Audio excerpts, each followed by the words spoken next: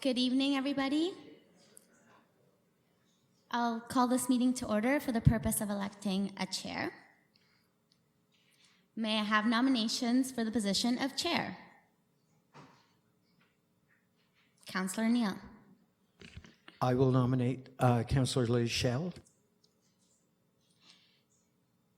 Councillor Osanek. Now second that? Councillor Shell, do you accept this nomination? Yes, I do. Thank you. Are there any other nominations for committee chair? Seeing none, I will close the nomination. All in favor of Councillor Shell to be planning committee chair? Carried unanimously, and I will now invite Councillor Shell to run the election of vice chair.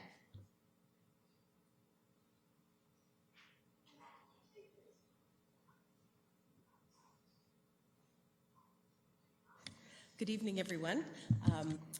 And first, we will do the nominations for vice chair. Do I have a nomination?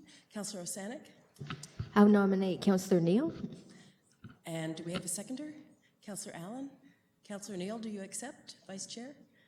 All those in favor? Carried unanimously. Thank you. I'll do the introductions. And then we will do a little unusual thing for us is approve the agenda, but I'll just introduce the committee. Now, Vice Chair Councillor Neal, Councillor McLaren, Councillor Osanek, Councillor Allen, and Councillor Turner. And I will be leaving early tonight, so I'm going to leave some of the other introductions to Councillor Neal. But one of the first items tonight, before we get into the public meeting portion, is we would like to approve the agenda since there is a withdrawal of the bylaw to provide for the conveyance of land for park purposes or cash in lieu. And, okay, that's just letting me know that's the addendum. So I would like to see movement for approval of the agenda with the withdrawal of that report. Councillor Osanek and Councillor Neal seconds. All those in favor? And that's carried. Thank you. And Councillor Neal, would you like to step up and take over the chair, please? Thank you very much. Thank you. Thank you.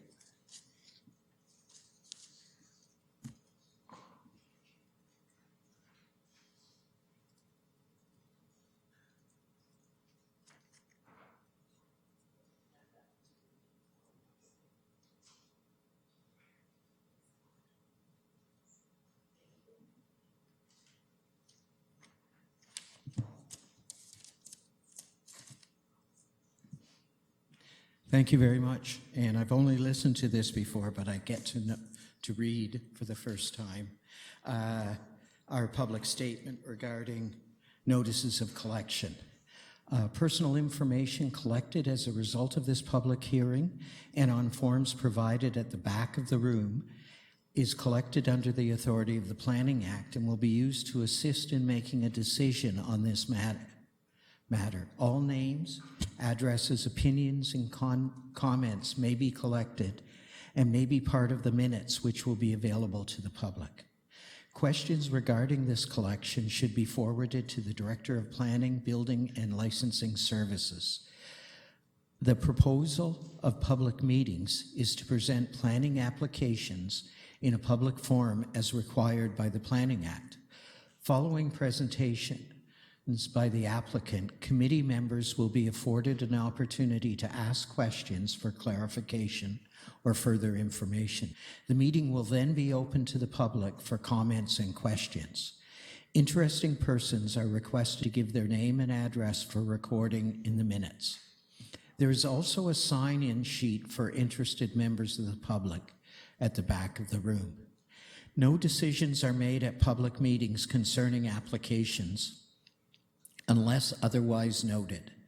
The public meeting is held to gather public opinion.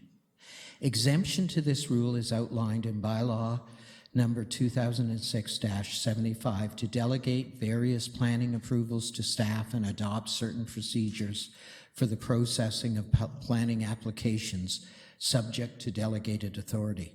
Council has authorized staff to use discretion in determining if an application can be a combined public meeting comprehensive report to expedite the approval process.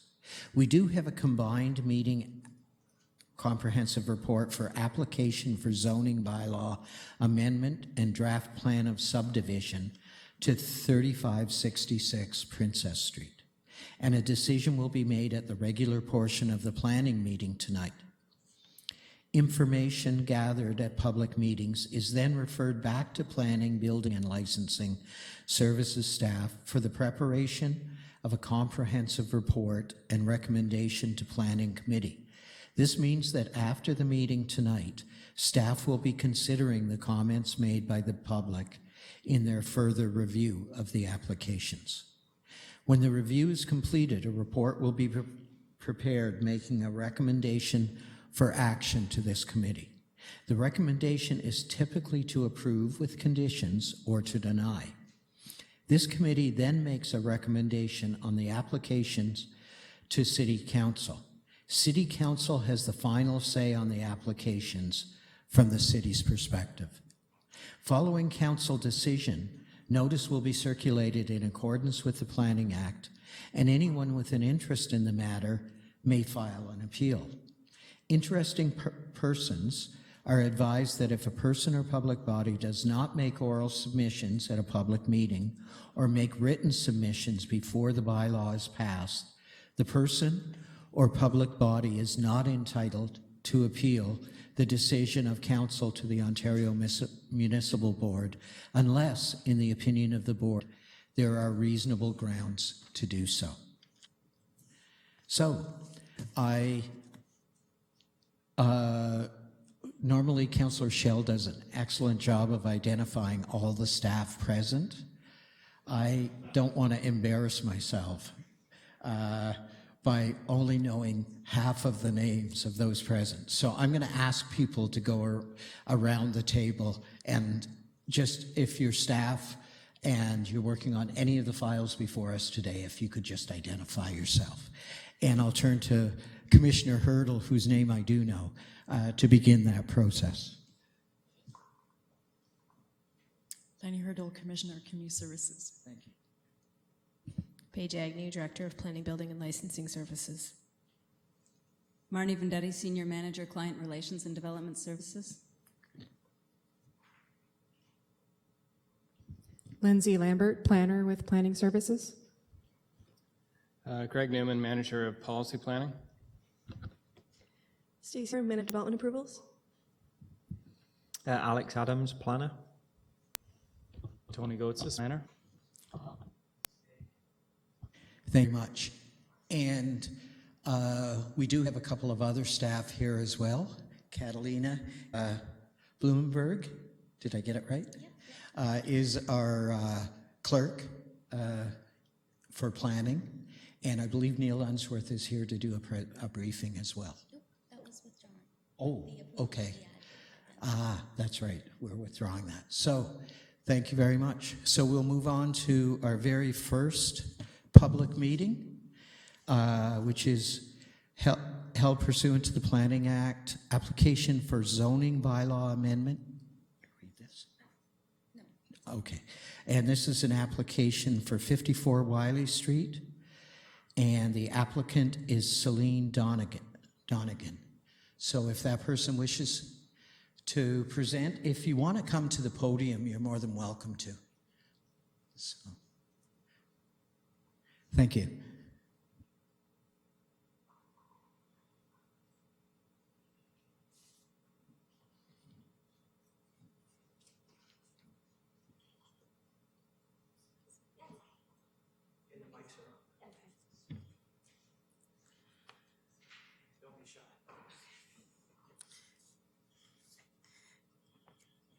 Good evening, everyone. The proposal for 54 Wiley Street. Basically, there's just a plan and justification that I was asked to go through.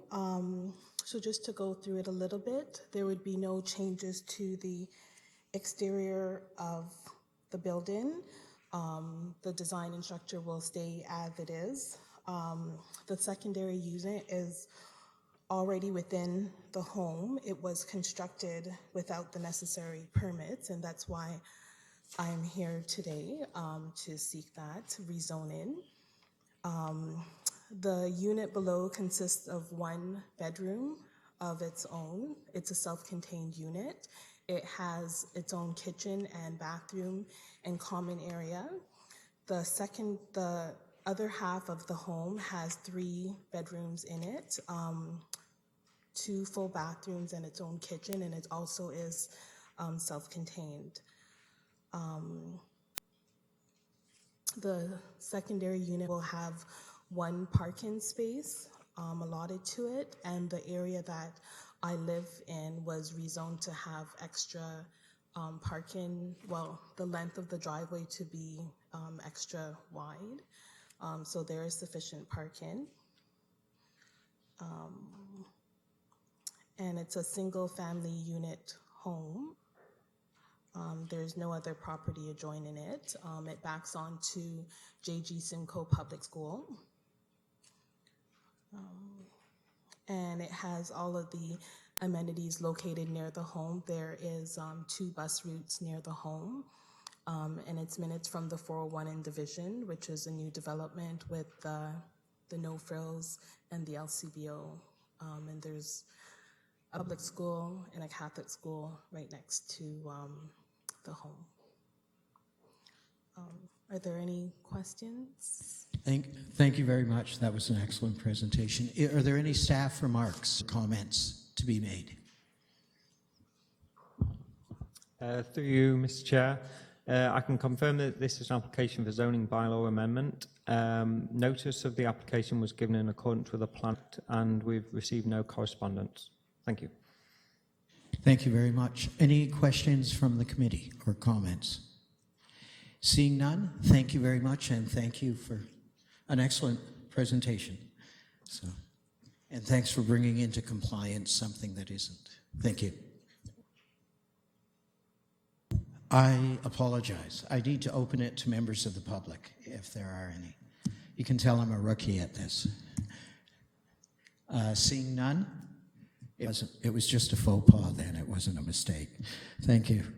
I will move on then to our second public meeting, and that's held pursuant to the Planning Act, application for zoning bylaw amendment and draft plan of subdivision. It's file number D14-049-2013 and D12-012-2013, and it's an application for zoning bylaw amendment 3566 Princess Street. And welcome, if you wish to speak to this. Good evening. My name is Margot Watson, and I'm a planner with Voten Consultants representing the owner of the property. As we already said, this is an application for a zoning bylaw amendment at 3566 Princess Street, and this is also known as the Westbrook Meadows South Subdivision. This is located in Westbrook in the west end of the city. Just moving in a bit closer. It's not labeled on this slide, but it's basically at the corner of Princess Street and Woodbine Road, south of exit developments. Now, I will point out that we have been before the committee 2 times before for other public meetings. The first public meeting was in January of 2014, and that was the public meeting for a plan of subdivision and rezoning.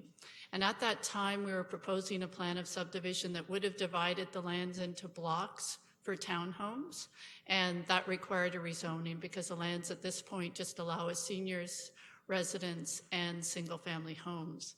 After going through the technical review, the owner decided to change the application and withdraw the application for rezoning and to do a plan of subdivision that would meet the existing zoning on the site.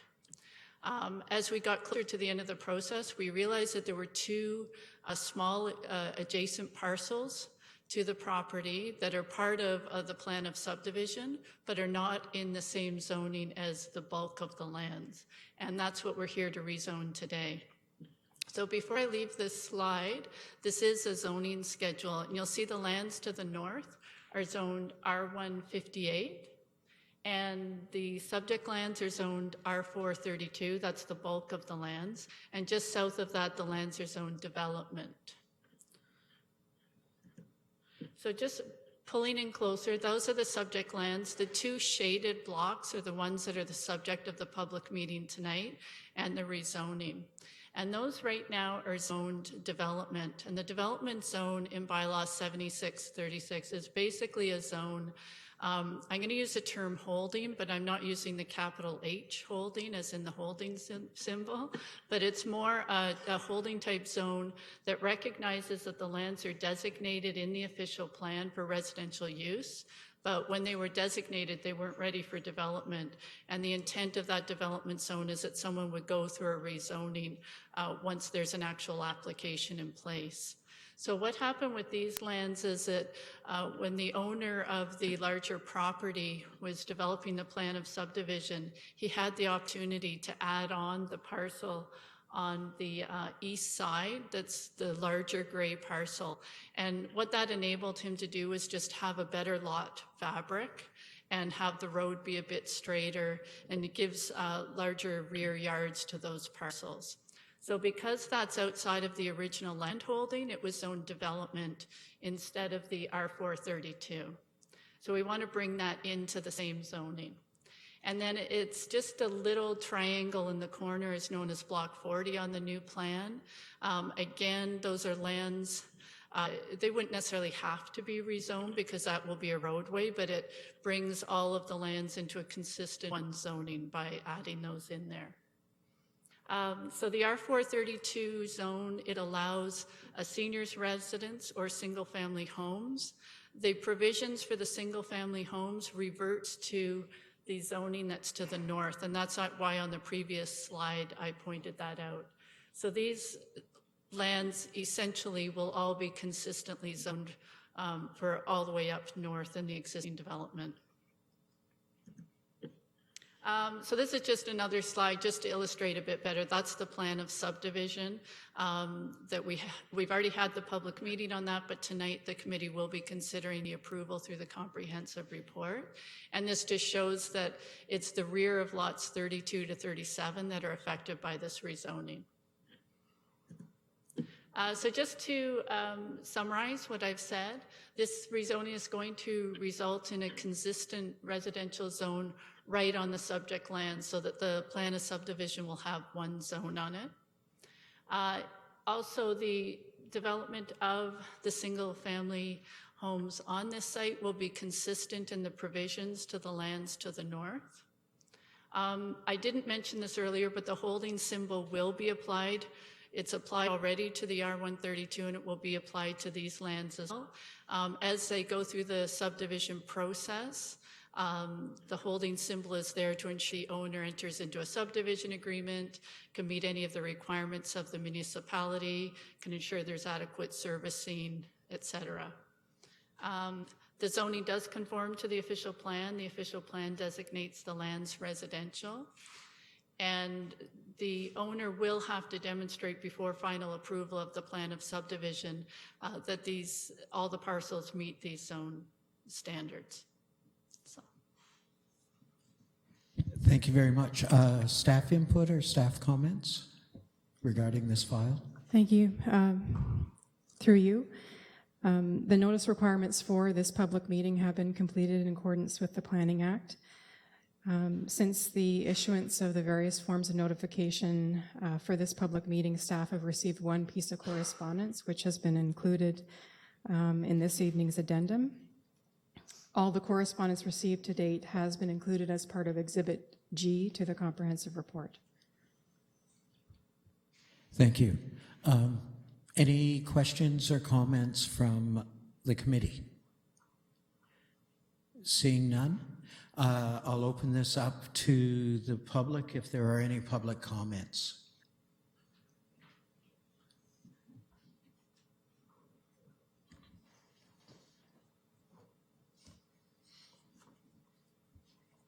Yes, my name is Doris DeRosa, and I'm here to represent my parents.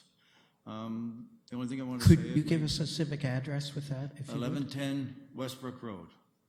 My parents own 9.72 acres in the back there. Our land has been flooded. It's been flooded for the last 10 years from Westbrook Meadows. And we don't want any more water on our property. We've had enough. Our land has been infilled, diverted. The creek has been changed, and we don't want any more of this. This is our land, and it's been destroyed. And if this is passed, we will the Ontario Municipal Board. Thank you. Thank you. Any further public comments? Yes.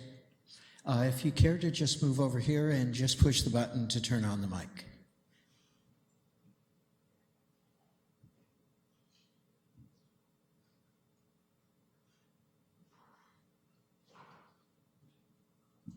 I'm Rick Chapman, 3562 Princess.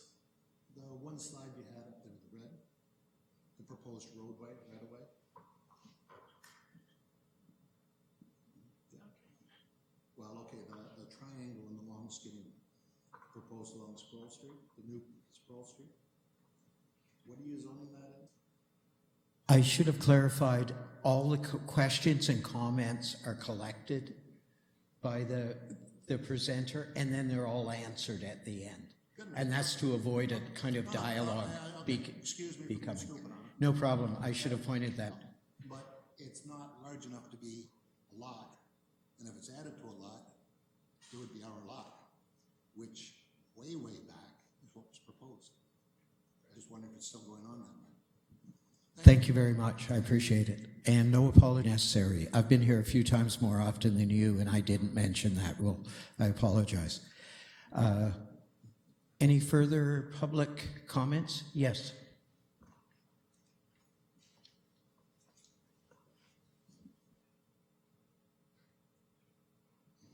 Okay. Frank Dixon, 495 Alfred, Department 2, K7 Cage 4J4. Thank you, Mr. Chair. A couple of points, one of which was addressed by Ms. Watson in her presentation. Given that this is in the Westbrook section of Kingston, so my question is, I want to get this on the record, are the servicing requirements for this proposed development up to standards for this project to go forward in the near future? Or will an upgrade to Kingston Utilities facilities be required over the next few months in order to proceed? Question number one. And I have this written out for the clerk, so I'll just give this to her to aid in the recreation of the material. Point number two, this development would be located in an area which is currently not served at all by Kingston Transit. The new Kingston Transportation Master Plan was accepted by City Council 2 days ago, and the pre-planning process for the next Kingston Transportation Master Plan will be starting very soon. Hopefully, this new KTMP effort will address this transit deficit. Thank you. Thank you. Any further questions or comments? Seeing none. Any comments from the committee? Seeing none. Could you take the chair just quickly?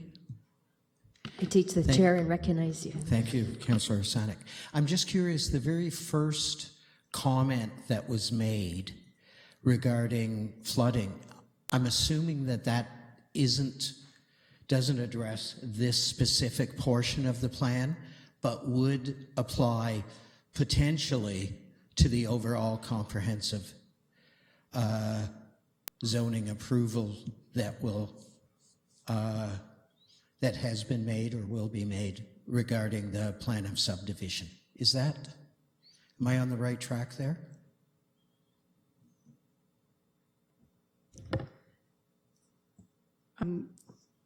Should this application be approved tonight or recommended to council for approval and approved by council, there would be a detailed design stage, a final plan of subdivision stage, where the preliminary stormwater report would be upgraded into a full design stormwater management report to confirm that there are quantity controls within the subdivision that are acceptable in terms of city and CRCA standards.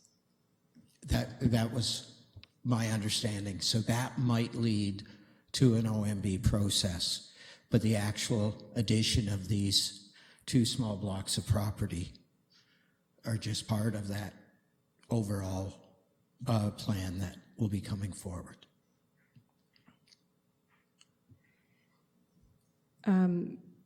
I believe it's 6 lots that are affected by, the rear portion of 6 lots are affected by the proposed zoning bylaw amendment. So they're part of the overall approval in terms of approving the overall subdivision. Great. Thank you very much. Yes, would you care to comment on the questions that were brought forward? Yeah, I'll start off, maybe I wasn't quite clear.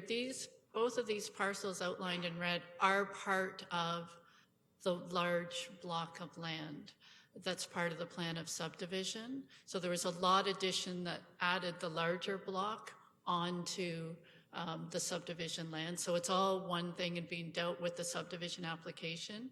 The only reason they're outlined here differently is if you compare the block to the zoning and follow the lines very carefully, these fall into the development zone as opposed to the R432. So that's where the confusion is. This is one parcel of land.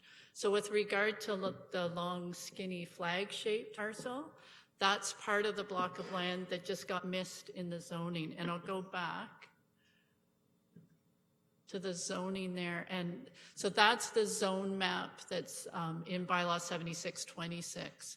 And if you look in the southeast corner where we're doing the gray shading, if you can see there's a line there, and that used to be the rear lot of another parcel of land that got added on to this. So it's just taking lands that are in that development zone adjacent and zoning them the same as this parcel, but it doesn't change the actual lot line. So I can just add a little more to servicing and confirm that capacity has been allocated to this subdivision. And as Ms. Lambert said, during detailed design, that will be fully reviewed municipality, but there is servicing capacity allocated. And I think that was all I was going to add.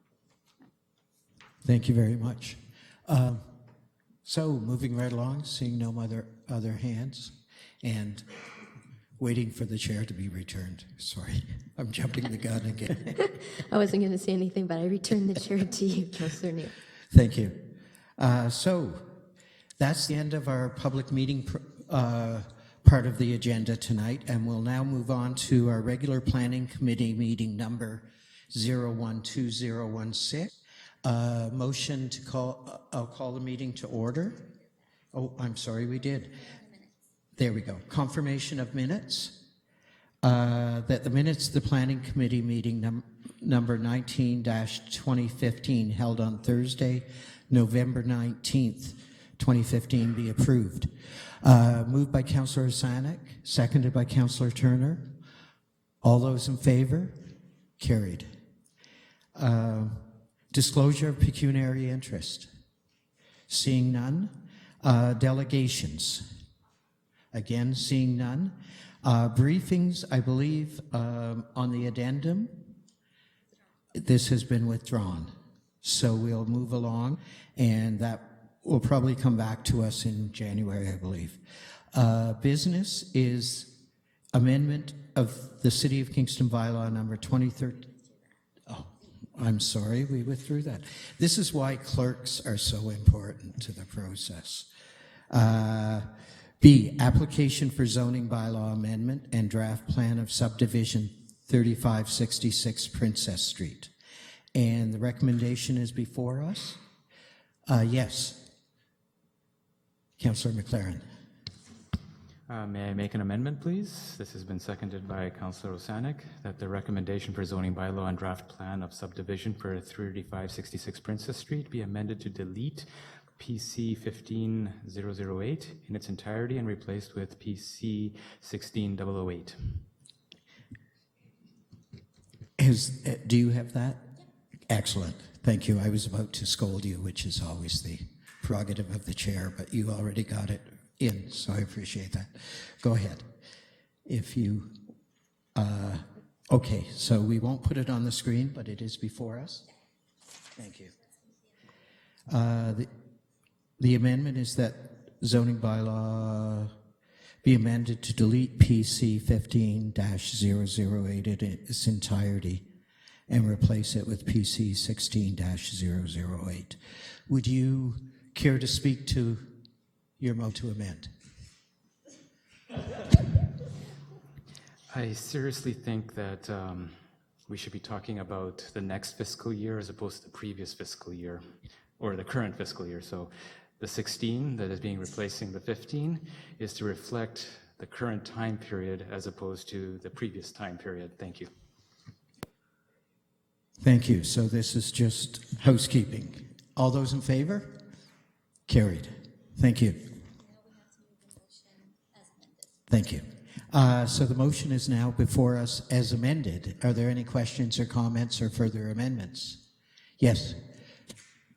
Councillor Allen. Thank you, Mr. Chair. I just have a quick question. It still isn't clear to me, based on the comment that the one gentleman had, is the zoning application amending a zone on someone else's land? Or is it on the land owned by the owner of the subdivision? If that could just be clarified clearly, that would be fantastic. If staff could focus on that question, that would be great. Thank you, Mr. Chair, through you. Block 40, as it's shown in the exhibit to the report, is part of the previous draft plan approval for the overall Westbrook Meadows South subdivision. Through that rezoning, it was just that portion wasn't picked up to bring it into the R4-32 zone. And so we're taking this process through to do that. Thank you. Any further questions or comments? Looking for, has this been moved and seconded? No. Looking for a mover and a seconder as amended. We should have done that first. Yes, Councillor Sonic, Councillor Turner. All those in favor? Carried. And moving on to item C, application for official plan zoning bylaw amendment for 621 and 623 King Street. And the report of the Commissioner of Community Services is attached with, and there's also a recommendation. Do we give the public? No, okay. If anybody on the committee wishes to address this or ask any further questions? Seeing none, mover and a seconder. Councillor Turner, Councillor Allen, I think I saw his hand. Any further questions, comments? All those in favor? Carried. And item D, application for official plan and zoning bylaw amendment 2400 Highway 38 and 3175 Unity Road. Again, the report of the Commissioner of Community Services is attached. A recommendation is before us. Any questions or comments from the committee? Seeing none, mover and a seconder. Councillor Turner, Councillor Sanic. Any further questions, comments? Councillor Allen. Thank you. I just wanted to comment. We've seen a few non-conforming uses in the rural area. This is a little.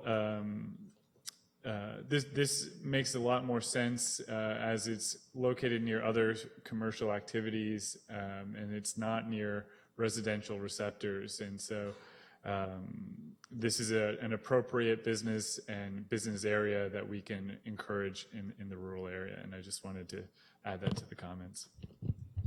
Thank you. Any further questions or comments? Seeing none, all those in favor? Carried.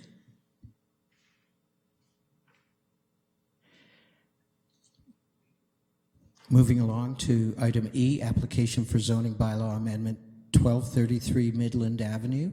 Again, we have a report of the Commissioner of Community Services attached and with recommendations. Any questions or comments from the committee? Seeing none, a mover. Yes, Councillor Sonic. Thank you, Mr. Chair. I did see one letter that was about, they wanted to know if the driveway could not be aligned with the entrance to Midland Avenue, and this would go to site plan, correct? So planning committee could bump up site plan back to planning committee? Thank you, and through you, Madam Chair, or Mr. Chair, sorry, force of habit. Yes, this will be going through site plan control, and through site plan control and the submission, we would be circulating it through our technical review to the engineering department, which at that time would look at the safest access point. If aligning it with the other one or offsetting it would be a safer access. As well, there would be the opportunity to bump up to planning committee. Thank you, and there is a letter in the addeds today that was about trying to provide some sort of buffer between the development and where the houses begin to the west, and is the site plan thing as well? No, thank you, and through you, Mr. Chair. No, actually, through this zoning, the lands adjacent to the residential development to the west are going to be Zone D, which prohibits any commercial development. It only permits an access to the site. So the actual buffer between the commercial development and the residential development to the west will be approximately 60 meters. Yes. Great, thank you. And just, oh, sorry. Through you, Mr. Chair, just to add to that, the lands that will be Zone D at this point in time may be redeveloped at some point down the road to in line with the designation that is on the properties with respect to arterial commercial, but they will require another zoning amendment, which will entail a public process and any studies to support that. So there will be noise studies or whatever studies are required to support the requested uses. So at that time, through that process, we can put in zoning provisions that require a buffer along that portion of the property so that there is mitigation noise measures between the residential properties and the development property. And that would be the appropriate time for a councillor to request a bump up. Yes, Councillor Sutton. Right, so the 60 meters is just right now because that portion, yeah, okay, that makes more sense. I was going, wow, 60 meters is a lot, but that just until that D gets developed and then go from there at that time. Okay, thank you. Thank you very much. Any further questions or comments? Yeah, seeing none, a mover and a seconder. Councillor Turner is busy tonight. Councillor Osanek is busy too. All those in favor? Carried. So moving along to item F, which is 607 and 645 Gardner's Road. It's a zoning bylaw amendment. Again, we have the report before us with recommendation. Any questions regarding this from the committee? Seeing none, mover and a shaker. Councillor Turner, Councillor Osanek. You got to get in quick here. Councillor Allen. Okay, any further questions, comments? Seeing none, all those in favor? Carried. Application for official plan and zoning bylaw amendment. Oh, I'm sorry, I've turned the wrong page. Item G. Application for site plan control, 630 Princess Street, and the report of the Commissioner of Community Services attached. The recommendation is before us. I would appreciate, since I probably have substantial comments or questions to ask here, if it would be appropriate if you could take over the chair, Councillor Osanek, for this item. I'll take the chair, yes. Thank you. All right, so any questions for staff then on the report? Go ahead. Okay, Councillor Neal? Yes, thank you very much. I've spent the better part of the day trying to get my head around this whole process because this is, for some of us, single trial conditioning because we don't often have both a zoning amendment and a site plan come through totally through a delegated authority. Normally, these things have a Planning Act public process, and we have an opportunity for the public to make comments and for staff to respond in some detail to those comments. As I understand it, and I'll try to state the process as I understand it, and perhaps staff can correct me if I'm wrong. There was a bylaw passed that had a complete public process under the Planning Act with dozens of respondents. There was an OMB appeal by the developer, even though the development was approved as presented to council. And I believe the bylaw was December 2010 or November 2010. So it's almost, it's been 5 years since. There was an OMB appeal. There was a request for a negotiated settlement between the city and the developer. And feel free to correct me if I misstate any of this. And there was a negotiated settlement that came forward to an in-camera session of council that at that time, it wasn't reported out, but clearly it was approved because we're here today to consider site plan. My mistake, and perhaps staff can explain to me why this isn't the case, I had anticipated that it, like most decisions made in camera, would be reported out and a further bylaw would go through a first, second, and third reading. But as it's been explained to me, but I think the public want to hear it as well, that isn't the process with this, the way that this unfolds. Could you walk us through that, if you would? Sure, certainly. Thank you, Mr. Chair.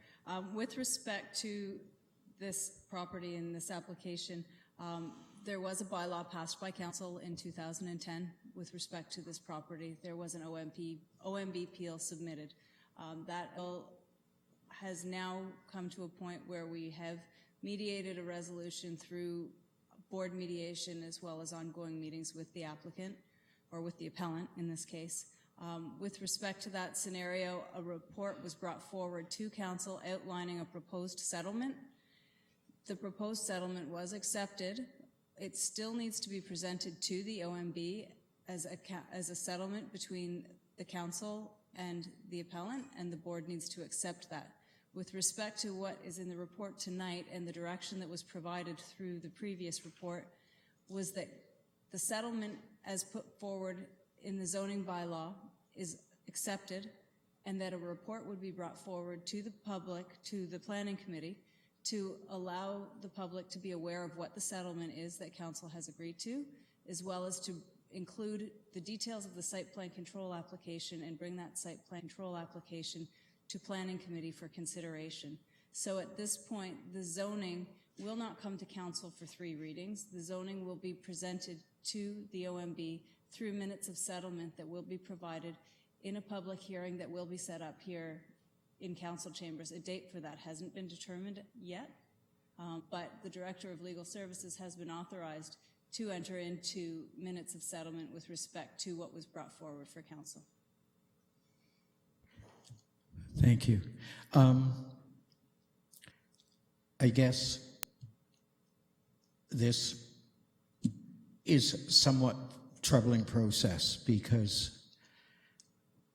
just to give people a little bit of history, this happened right on the cusp of me coming to represent the district, but I was at the public meetings before. I signed in, I gave an oral presentation. Just to give people a little bit of background, the applicant was applying for, I believe, 42 bedrooms. They were there were 21 units with 42 bedrooms. Because of a past practice where there are dens and there were dens identified in that, council, on recommendation of planning, approved a bylaw that in fact increased the number of bedrooms that were requested. But there was recognition that in the past, dens and libraries with closets, in fact, were bedrooms. So that was the decision then. What is before us and is in the report before us is that it's going to 5 stories, which probably fits for that footprint, but that is a 25% increase in height. But I'm less troubled by that. The units, it says 71 to 93. In fact, the bylaw from 2010 speaks specifically to, I believe it's 46 in the bylaw. Where does the 71 come from? As I understand it, it comes from adding in all of those dens and libraries that have closets. And that's a good planning policy that we now do routinely. If it looks like a bedroom, we count it as a bedroom, which is sensible. But that, even at an increase from 71 to 93, even if you take the higher number, not the bylaw approved number, that's still a 31% increase in the number of bedrooms. The units going from 21 to the 31 units is an increase of 47% in the number of units. So this is a substantial increase negotiated through the settlement process that the public has never had an opportunity to be aware of or to digest. And this has been the only opportunity, and the clerk can confirm that this indeed was this information, this report was only made public, was public on Friday. Is that correct? Yeah. So. Councillor Neal, staff want to, Ms. Vendetti? Please do. Just for clarification purposes, notice of the meeting was provided by mail out to everybody within 120 meters of the property, as well as a courtesy notice provided in the WIG standard, which is our standard practice when a site plan control application is bumped up. We don't typically provide that notification. With respect to the actual zoning that was approved by council originally in 2010, the setbacks of the structure have not changed from what was originally proposed and approved in 2010. It's also important to note that in 2010, the bylaw that was approved by council allowed up to a 6-story building. So the box that was approved in terms of the setbacks, the footprint, and the height of the building, as proposed and approved by council in 2010, has not been altered by the proposal that is being brought forward at this time. Could I just ask for clarification? When did the mailing go out? I'm just curious because, in fact, it was a resident who showed me the circulation. But if you could tell me when that went out. I believe the mailing went out last Wednesday, more than a week in advance of the meeting, but because of the timeline between the council meeting and the planning committee meeting, it was tight, and there is no statutory requirement for notification with respect to a site plan control application. And Commissioner Hurdle. Thank you, Madam Chair. I appreciate there's information that's part of this report that's already been addressed by council in closed session. So I'm assuming that the conversation that's taking place tonight is not to reopen this debate, because if that was the case, then that would require reconsideration of council and in closed session. And I'm assuming that the conversation that is taking place tonight is really around the site plan, and site plan would not address things like height of the building. Those are addressed through zoning, and council's already made a decision on that. So I want to make sure the committee is not reopening the council conversation that already took place in closed session, because the committee itself does not have that authority. It would have to come from council.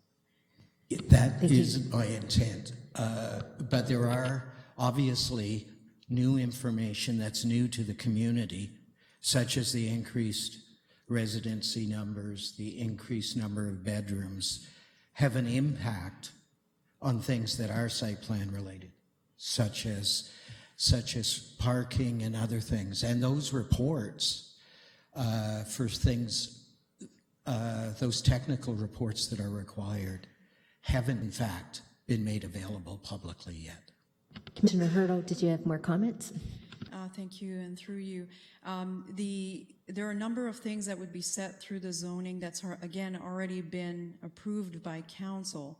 The number of units, for example, would be part of that as well as height. So I want to make sure the committee understands that even though the information is in this report and definitely is being shared with the public, I'm saying that I'm assuming that the committee is not reopening that as a debate and up for discussion without the direction of council, because a committee does not have that authority. I appreciate that, and that isn't my intent. And you know, I'm a policy wonk. I'm not trying to do an end run around the council decision, even though I erred in not understanding that full process, thinking that it would indeed come forward as a bylaw reported out of council. And that isn't the case. So this is our only opportunity to address things that the number of residents impact, whether it's parking requirement or traffic studies or other technical reports that aren't part of this, that may indeed or should inform site plan applications. And that's what I'm trying to get at. So if somebody else would like to speak to this, I'll step back and then step forward again later. Yes, Councillor Turner. Thank you, and through you. I thank you for your comments, Councillor Neal, but I think what we're trying to do here tonight is refer this back to staff for their direction and issue the final approval of the subject matter. So if we could just take this forward and go forward with this report, I think that would be in the best interest of everyone here this evening. And also, I think we need to show our interest to builders and show that we're open. The city's open for business, not closed, and not make it very difficult for builders and developers. So let's not pick this apart, please. Let's go forward. Thank you. Point of order. I believe that was directed towards me. I'll be happy to respond to those comments, but we should speak through the chair. Thank you. And now we have Councillor Allen.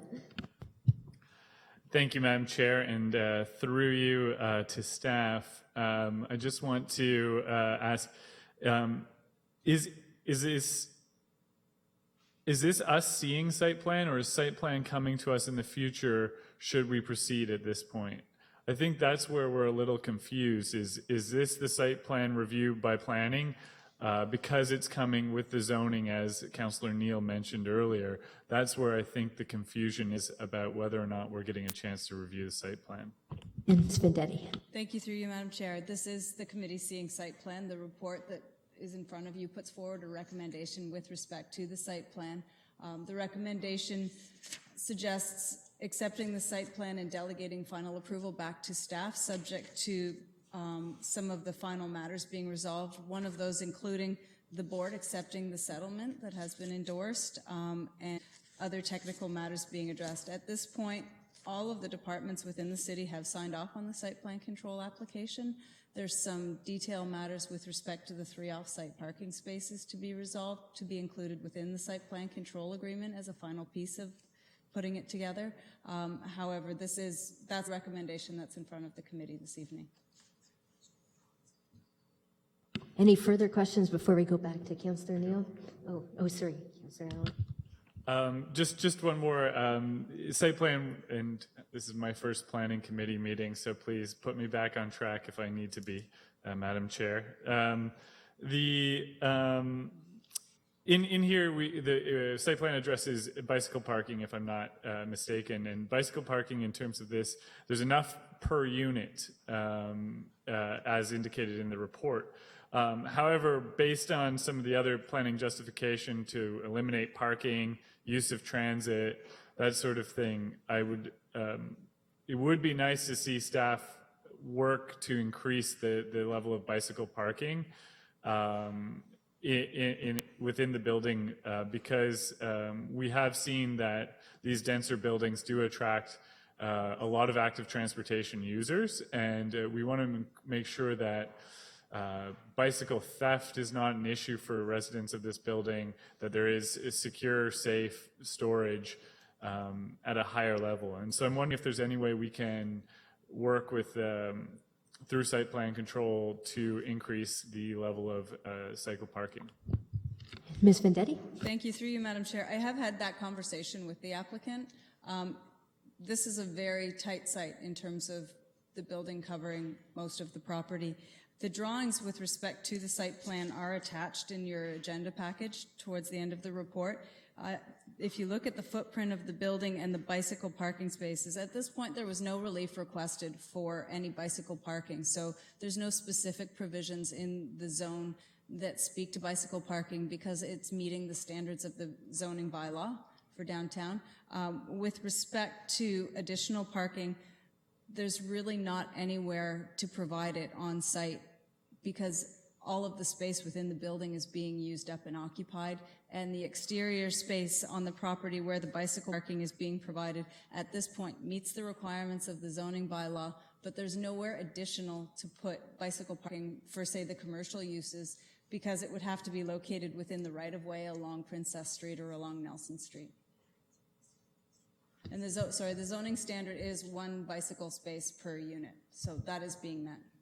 Thank you. I appreciate that clarification. I guess that's a lesson, especially with these mixed-use buildings that I'm excited to see, but we want to make sure that we have that active transportation provision there, as well as the ability to expand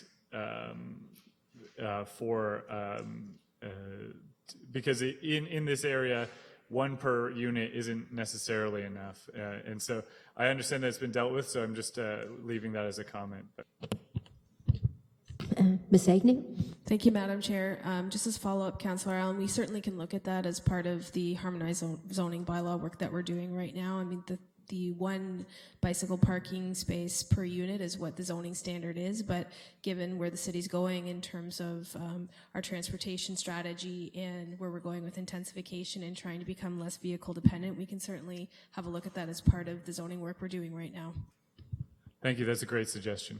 I'll pass the chair back. Well, I don't have the chair, so I'll give up the mic. Okay, Councillor Neal. Thank you very much.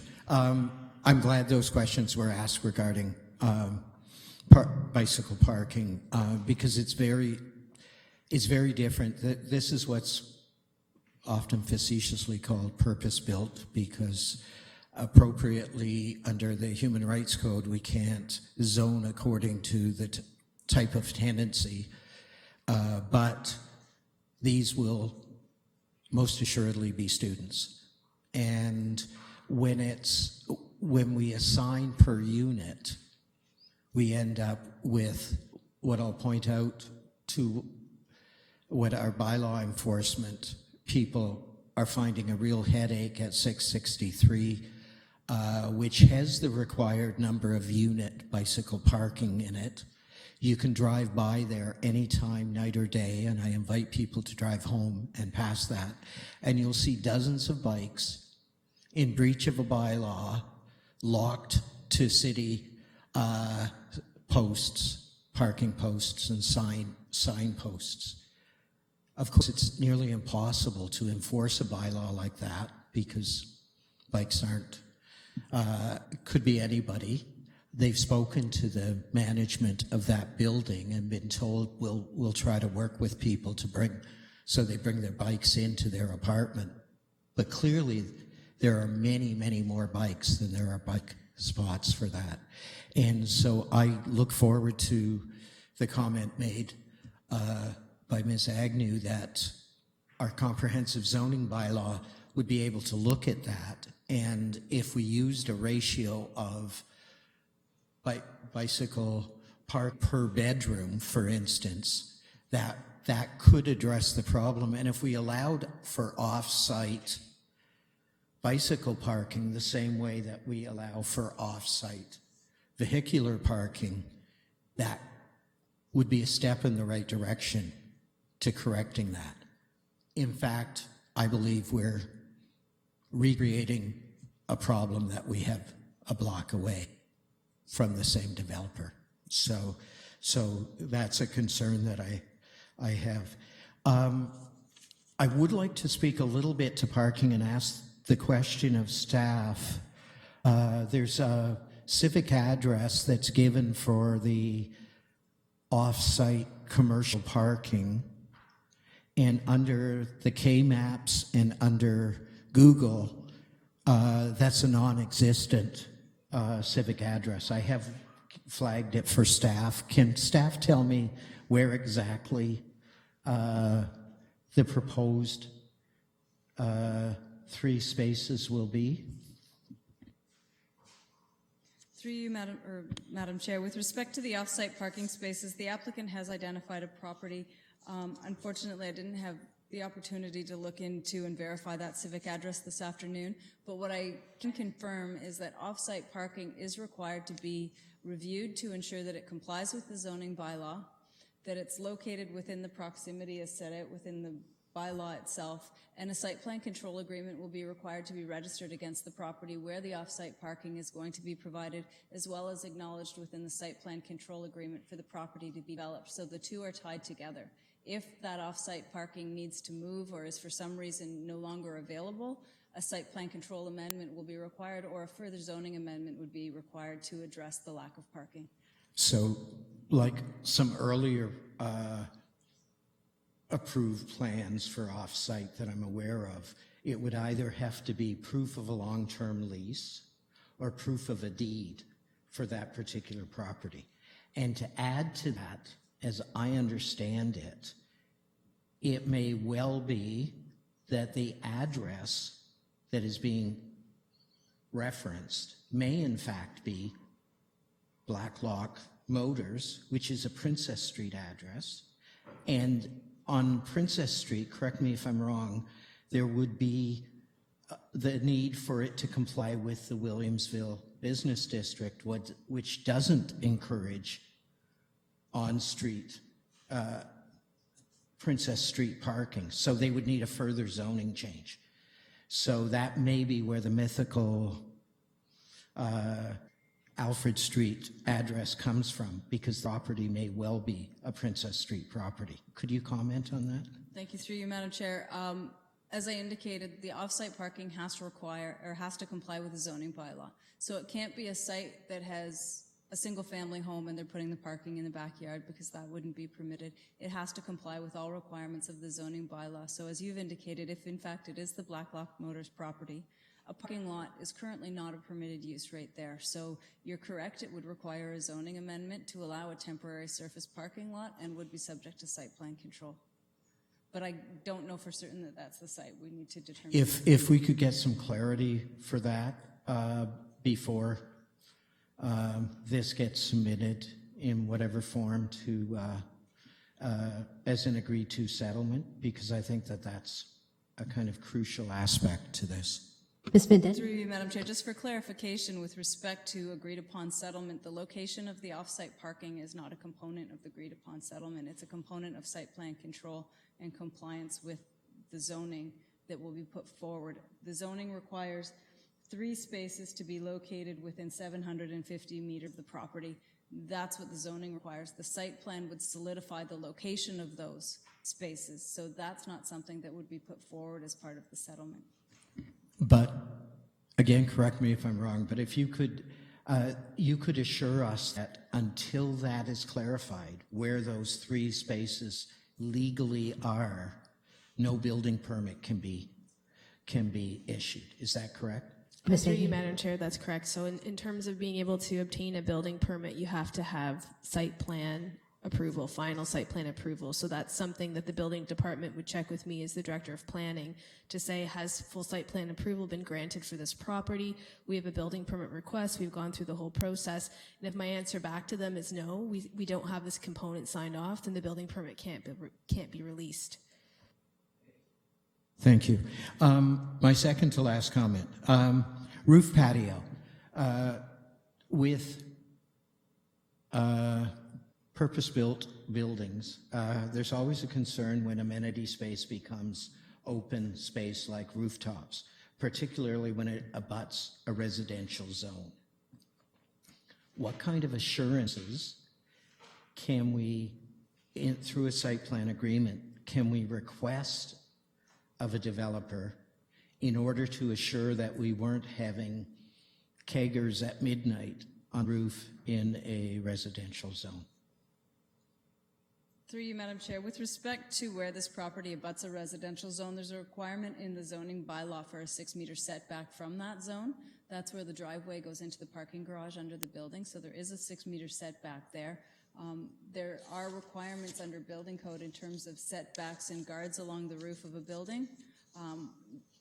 We could potentially have some discussion with the applicant in terms of some privacy guards at the top, but again, that's something that we would have to speak with the developer and find out what's involved in that, because the last thing we want to do is put shields or some kind of a privacy structure up there that could potentially blow from the roof of the building. It would need to be fixed to the rooftop area.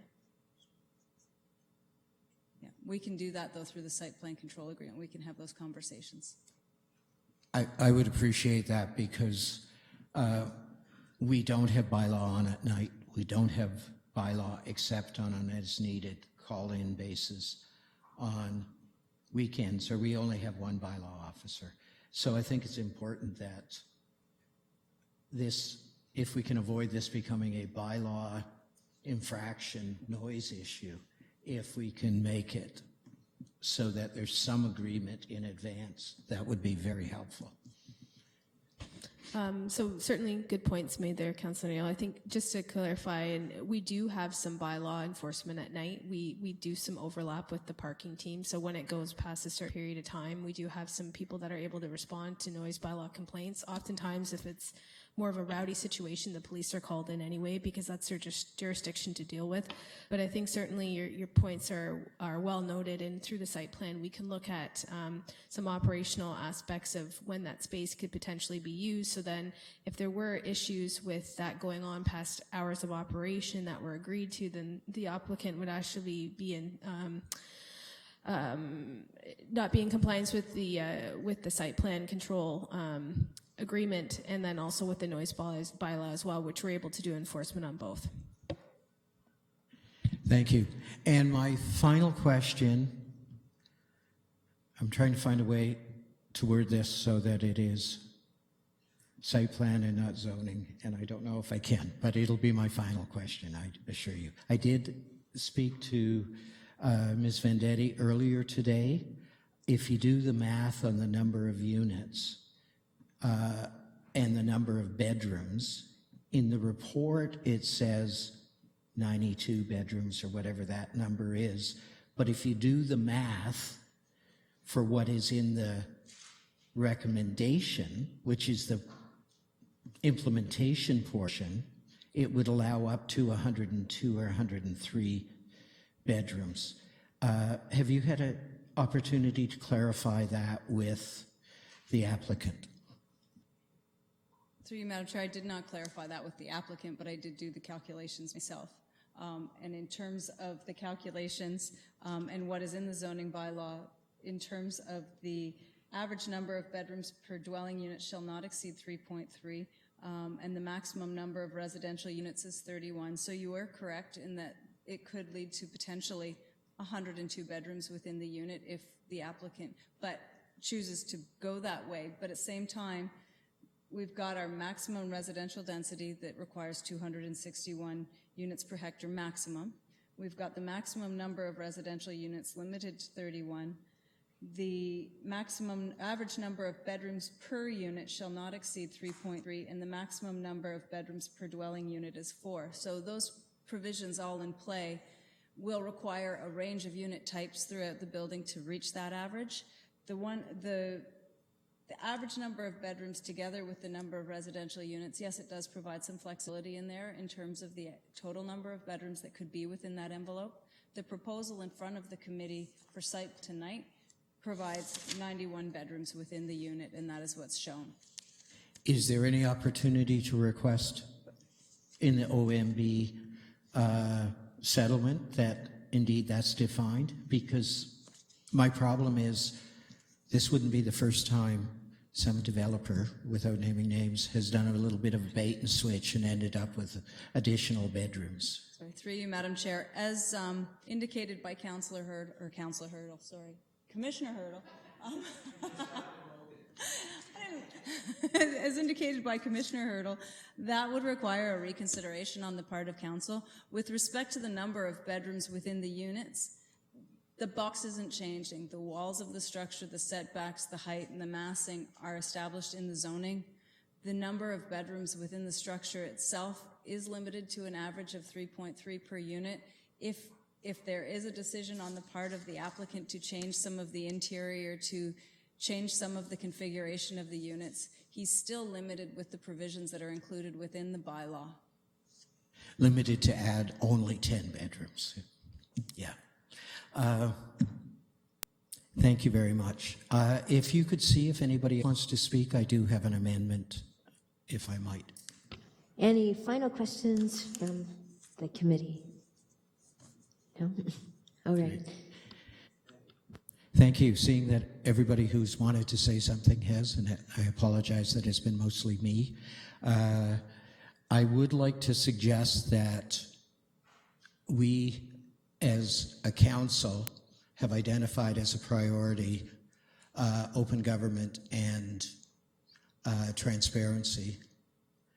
This is a case where delegated authority, which I'm not always opposed to that notion at all, we have allowed a number of people who are very, very concerned on this site not to have an opportunity, A, to necessarily be well informed, because this only came out if it was mailed last Wednesday.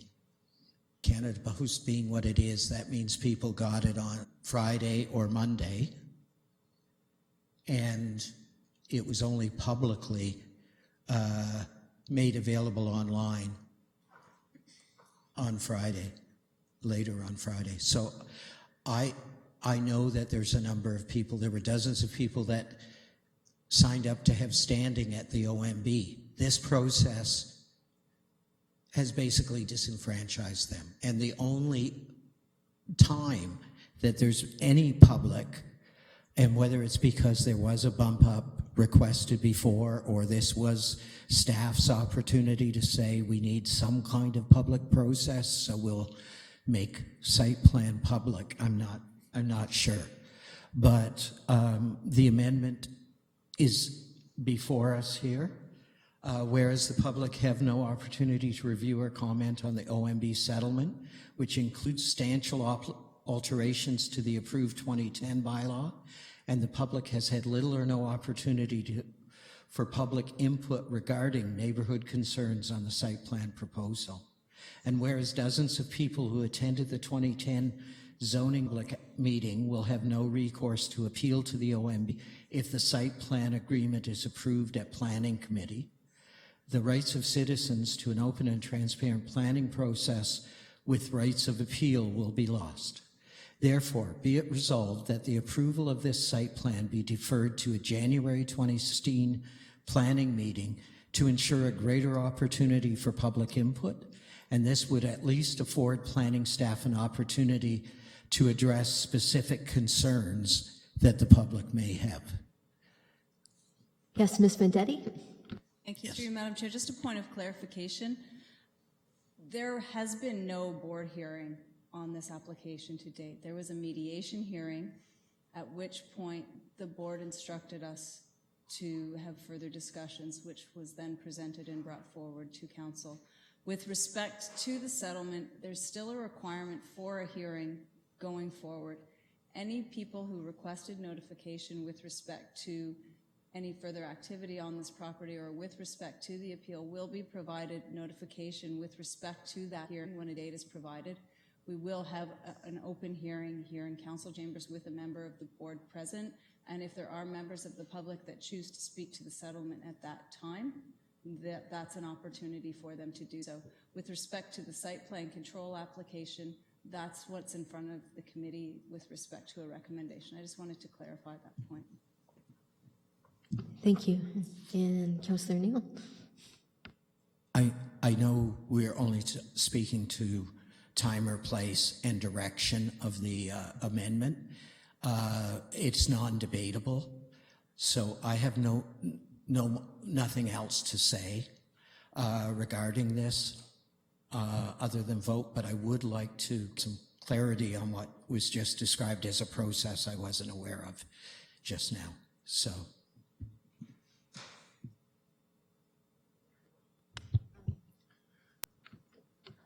For time and place, Councillor Turner. Yes.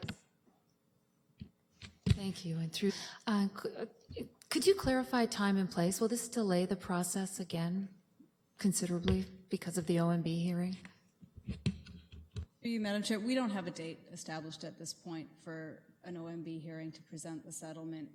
Given that it's December now, it's not likely that anything will be scheduled this month. So in terms of delaying this for a month, it's not likely to cause any significant problem.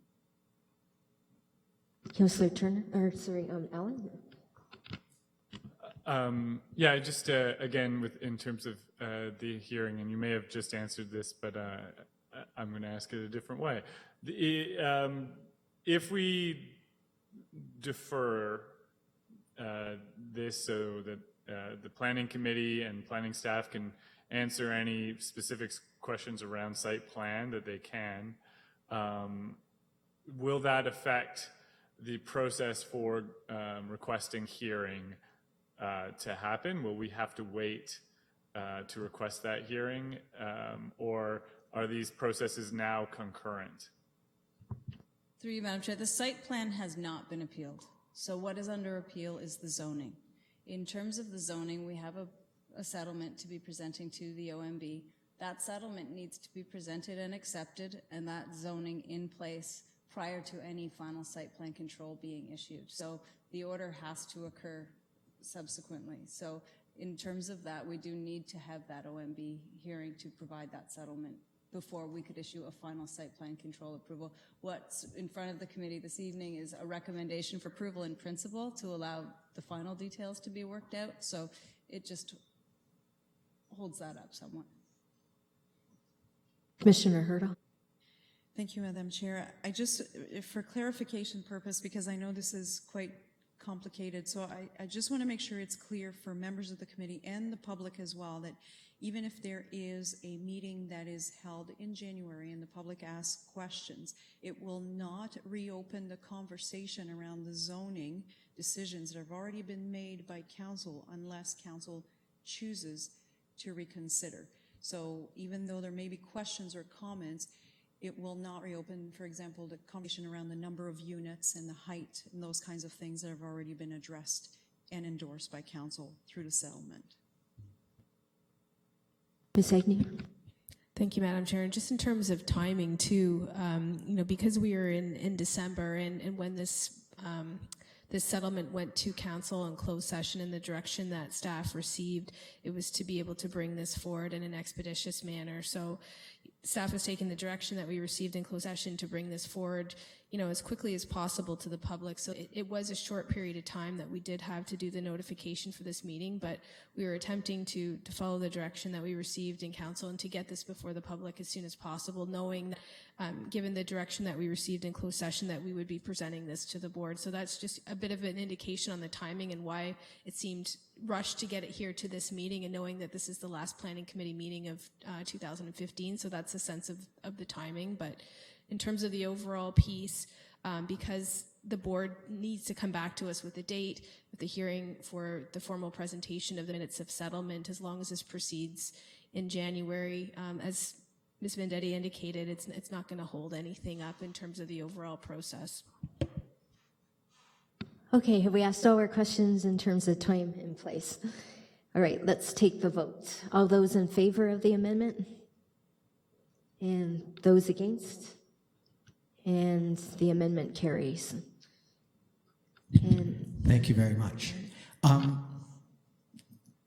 The last statement that we made just before the vote was called, that Ms. Vendetti made, because what was impressed upon me today was that the zoning and was decided as part of the mitigation process, or whatever it's called, and happened in camera. This is the first time that the report has been publicly shared as part of the site plan process. But I wasn't aware, and I was under the understanding, in having spoken to you, that we were disenfranchising people who had standing from the 2010 decision. Now, I believe you were suggesting that nobody's disenfranchised. Those people would still be recognized as having standing. And would they then have an opportunity? Point of order. I believe we've voted on the issue and we need to move forward. This is not about that. I'm just looking for some clarity, if I can. I believe Councillor this Allen. was the question that, from what Ms. Vendetti said about the board and the OMB hearing, this is the question that Councillor Neal had, just to wrap that up. And then we'll vote on this all. It is a very confusing, it's a complicated, it's a very long case. This goes back to the council 2006, 2010. And when we had that public meeting, this entire room was filled with people. It took a long time to go through that public meeting. And so it is an important issue for Kingston. Thank you, Madam Chair. With respect to the zoning amendment that was approved by council in 2010, the only appellant to that bylaw, which went through a standard process with respect to public meeting and comprehensive report with a recommendation through planning and committee and council, was the developer himself. There were no other appellants to that bylaw. With respect to what we're settling right now, the mediation that occurred was between the city and the developer, because the developer is the appellant. In terms of the bylaw being presented as a settlement going forward at the OMB, the only two parties at this point are the city and the appellant. Members of the public could be offered the opportunity to speak at that settlement hearing as participants and provide input, but they are not appellants and did not appeal the previous bylaw. So they will be provided an opportunity to provide some comment to the board. And I'm certainly not a lawyer, so take what I'm saying with, but they are not, there's no other parties to this appeal beyond the city and the appellant. Thank you. And what would be the tentative date then? Because I just said January. Would that be the second meeting in January, likely, or? First meeting. Brought back to either planning committee meeting in January. It doesn't require an additional report. The recommendation will remain the same. So it'll just be communications that are that will have been any identified communication and that's been received. received will be brought forward. All right, Councillor Neal. Oh, it happened. Thank you. Ms. Agnew. Sorry to drag it on here. Just one final clarification. So in terms of the process of having members of the public be able to provide comment when the board date is established to present the minutes of settlement, I believe, and again, I'm not a lawyer, but I'm fairly sure that that is at the discretion of the board member that's presiding over the hearing. So it has nothing to do whether the municipality wants to consent to it or not. That's fully at the discretion of the board member. And but my understanding and from past experience with hearings, the board member is usually quite open to hearing from members of the public if they have concerns that need to be noted. Okay, so Councillor Neal, we're done because we deferred this till January, so we're done. So I return the chair to you for the next item in the business agenda. Thank you very much. So moving right along, So this is the final. Oh, I'm sorry, motions. Are there any further motions, notices of motion, other business, comments? Seeing none. Correspondence we've received is duly noted here. Any comments on correspondence? Seeing none. Date and time of the next meeting is Thursday, January 7th at 6:30. And that's says 2015, but our clerk meant 2016. So we're all going to make that mistake multiple times in the next few weeks.